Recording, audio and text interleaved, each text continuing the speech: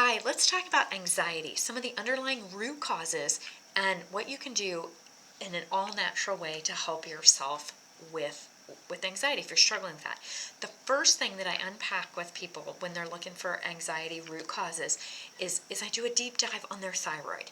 And one of the most common things that goes wrong with the thyroid is it has an autoimmune condition where it's being attacked.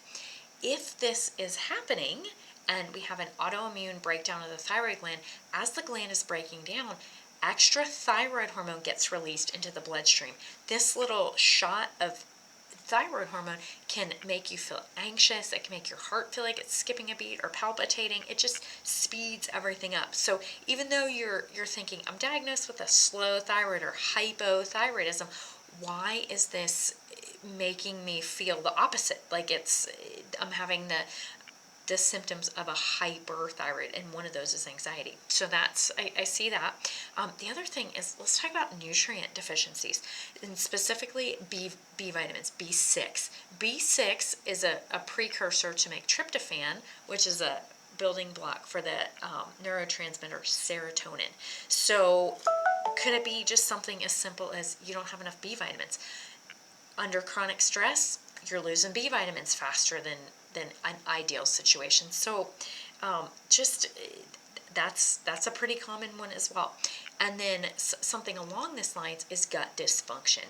So having a dysfunctional gut, maybe that means something like a leaky gut, that can affect the way that you absorb nutrients. So there's that B6 again. Maybe we're taking in enough of it, but we're not able to absorb and utilize it. Also, serotonin, the big neurotransmitter that's at play here in helping us not have anxiety, that 90% of that is manufactured in a healthy gut environment. Well, what do a lot of people not have is a healthy gut environment. So it takes looking into that and just making sure that the gut is healthy overall. So what can you do if you're thinking like, how do I know what to do if I'm having anxiety, which one to start with? I like to run some labs, so get a complete look at the thyroid, what it's doing. I like to test B vitamins. There's some markers that I can look at on labs to help us identify whether that's part of the problem. And then same thing with the gut, look at indicators for that, have a good conversation with somebody, just try to see whether or not they have some of this underlying gut dysfunction. And then we will know which strategy is appropriate for their particular situation.